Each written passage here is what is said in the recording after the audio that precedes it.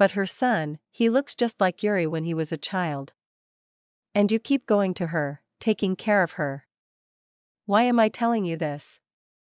Because I can't stand her, Marina, that snake. And I feel sorry for you. Uliana, after moving a reasonable distance from the house where her mother-in-law, Mrs. Marina, lived, leaned helplessly against the trunk of an old linden tree growing by the path and cried. What to do? Who to go to for the truth? To her mother-in-law? To her husband? And is it even needed? Yuri and Uliana met by chance in the subway. They liked each other, started talking, dating. Both were students studying at the institute. They graduated, got married. Uliana's parents lived in the suburbs. And Yuri's mother lived quite close, just a 20-minute walk away. Or you could take the bus for 3 stops straight. The young family lived in a cozy 2-room apartment in a new building. Yuri had inherited an old apartment from his grandmother, which needed repairs. Mrs. Marina had been renting it out for several years, even when Yuri's father was still alive. Then they decided to renovate the apartment and sell it. Instead, they bought a smaller, but good one, in a new 17-story building, not far from where they lived. So she was waiting for the moment when Yuri would get married. Whether it was the proximity to the house or Mrs. Marina's active character, but the mother-in-law very eagerly interfered in the lives of the young couple. She often visited, for tea. After these visits, Uliana was upset for a long time. Nothing was ever right for her mother-in-law, how the curtains hung, how the laundry was placed, how the towels were arranged in the bathroom. And everything seemed friendly, but it was annoying. With sighs and groans, implying that things were not done this way. As if to say, modern youth understands nothing, always looking at their life hacks and trying to apply them. But that's not right. It should be done the way I say. Uliana endured it, not offending her mother-in-law. Yuri remained silent, and these criticisms didn't concern him. Uliana was the one who suffered. And when their daughters were born, close in age, more advice on proper child-rearing was added. Of course, Uliana was doing everything wrong again. But the worst part was not this. The mother-in-law often manipulated her son, calling him and asking for help whenever she wanted, even in the middle of the night, for various reasons. Suddenly, she needed medicine at 1 in the morning, or some special cheese, also late at night. Later, Uliana asked Yuri what kind of medicine he had bought. Painkillers? No, shrugged Yuri, just some vitamins. But you understand, I can't refuse my mother. What do you want me to say? Tell her to go away with her vitamins, it's the middle of the night, and I want to sleep? I don't want anything. Sighed Uliana. We have 2 small children, and they, and I too, need no less of your attention. I'm not asking you to buy vitamins at 1 in the morning, but sometimes it seems to me that you care more about her than about us. Of course, I care. She's my mother. An elderly person living alone, who knows what might happen. And why don't you ask me to buy vitamins at 1 in the morning? I'll buy them for you, too, if you need them, Yuri answered peacefully. Uliana remained silent. Because I'm a reasonable person and don't manipulate you. That's why, she thought. It's not about the vitamins. But arguing with Yuri was pointless. He didn't like this topic. He loved and respected his mother very much. And he also loved Uliana a lot, and these conversations stressed and upset him. Over time, everything related to his mother, and sometimes even his visits to her, Yuri began to hide from his wife. Because it always led to arguments and scandals. 3 years ago, when their first daughter was just born, an event occurred that later had an unexpected continuation. At that time, Uliana did not give it much importance. It was Mrs. Marina's birthday. Yuri went to the celebration. His mother had invited her relatives, her sister and her niece. Uliana stayed home with the baby, who was ill. Everything would have been fine if it weren't for the fact that Yuri stayed overnight at his mother's house. The house was just a few steps away, yet he called and said he wouldn't come home. It was strange. He didn't like staying away from home overnight. Uliana was upset and thought it was another of her mother-in-law's whims, but again, she could do nothing. In the morning, her husband returned very cheerful, with a sparkle in his eyes. He didn't drink alcohol, so Uliana wasn't worried about that. But she never understood what caused her husband's elevated mood. Eventually, she decided it was just her imagination. Once, her mother-in-law underwent abdominal surgery, and Uliana had to visit her at home for a while to help and take care of her, while Yuri stayed home with their daughters. Mrs. Marina declared that she was embarrassed by her son, as she needed help changing clothes and washing. That was when some facts became clear to Uliana, not without the involvement of outside people. When she ran to the pharmacy or the store during those days, helping her mother-in-law, she always saw an elderly woman on a bench at the entrance, watching her closely.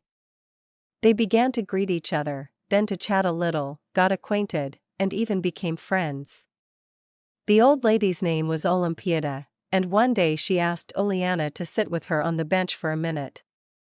Uliana sat down, although she was in a hurry. There was still a lot to do: go to the store, clean her mother-in-law's house, and then go home, where there was also a lot of work. But she didn't want to offend Mrs. Olympiada. The old lady was sweet, so she prepared to listen. And then she was stunned. "I've lived here for a long time and know everything, and I live next to your mother-in-law, Marina. I've seen and heard some things. And I've pieced together some facts. It seems Marina wants to break you and your husband up and marry her son off to another woman. She likes Natalia very much, the girl from the neighboring house. You know, they once broke up because of her meddling."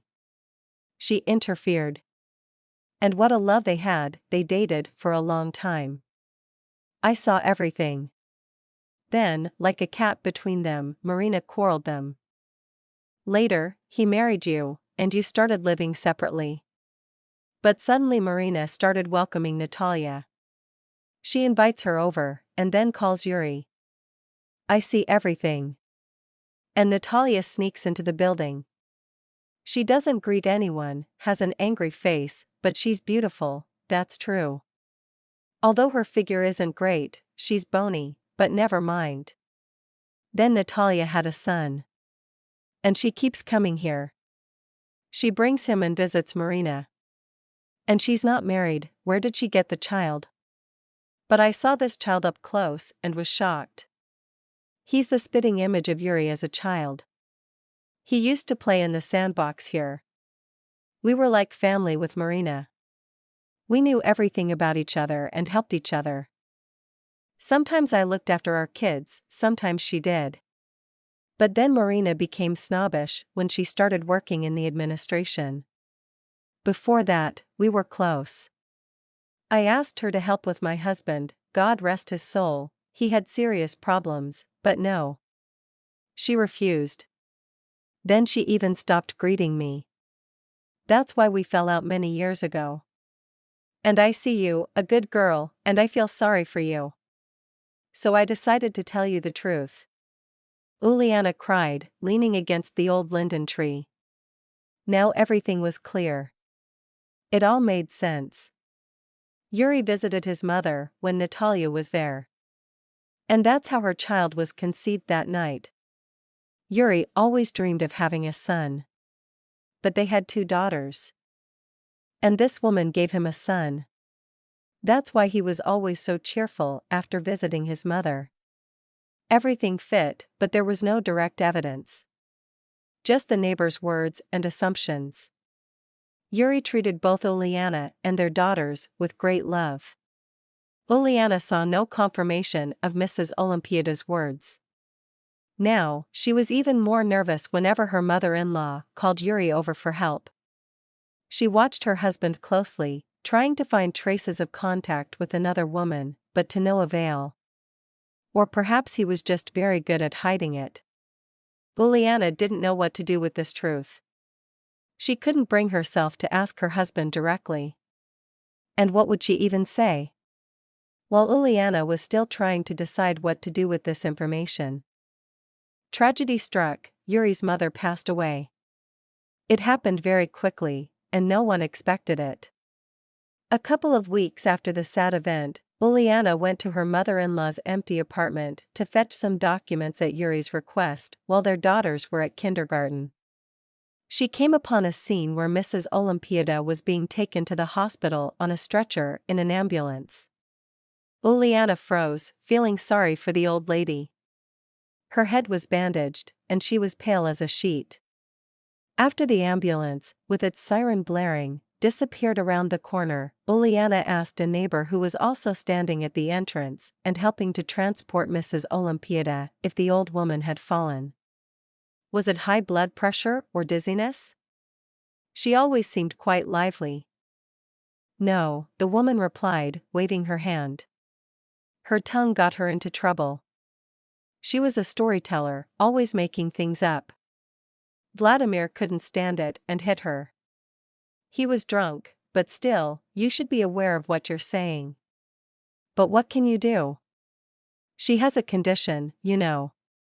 When someone lies about everything without even realizing it. She's harmless, not dangerous to society. She sees a doctor, is registered, and that's fine. But these delusions of hers have gotten to everyone. It's a pity, of course. She's lonely, never had a family or children. Something must have snapped in her head. Vladimir came back from prison, and she started making up stories about his wife, saying she was with this man and that one while he was gone. It would have been fine if only Olympiada had suffered, but his wife did too. And now the man himself is sitting in the police station. What good comes of this? Vladimir? Uliana managed to say in surprise. The neighbor from the second floor. He robbed a bread kiosk while drunk, served 2 years, and recently got out. His wife is a wonderful woman, a schoolteacher, just an angel. Olympiada said such things about her. That's why Vladimir snapped and hit the old lady. And how much does she need? Is she going to be okay? Uliana asked. She'll be fine. She has a concussion, they said. She'll be in the hospital for a week and then return, the neighbor replied. Uliana didn't even remember how she got home. She thought about what she had heard all the way back. She opened the door, took off her shoes, and walked into the living room. Yuri was playing on the couch with their daughters. Apparently, he had decided to pick them up early from kindergarten as a surprise for her. The younger one was sitting on his shoulders, laughing heartily, while the older one was pulling at her sister's leg, trying to take her place. Yuri was growling like the wolf from the fairy tale.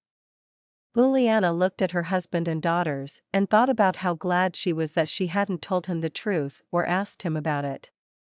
There was no skinny, bony Natalia and her son, and now there was no mother-in-law to ask. And Yuri wasn't going anywhere, spending most of his time with her and their daughters. Once Uliana asked her husband if Mrs. Marina had worked in the administration. No, Yuri replied. Why do you ask? Oh, I just mixed it up, Uliana smiled and hugged her husband. She thought to herself that even this part of the old lady's story turned out to be untrue. And that was good. They sold Mrs. Marina's apartment, so Uliana didn't know how Mrs. Olympiada was doing now. Probably fine, either running around or sitting on the bench, catching passers-by to tell them another tale. God bless her. The important thing was that everything was great with Yuri and Uliana. They had peace, love, and harmony. Their daughters were growing up wonderfully.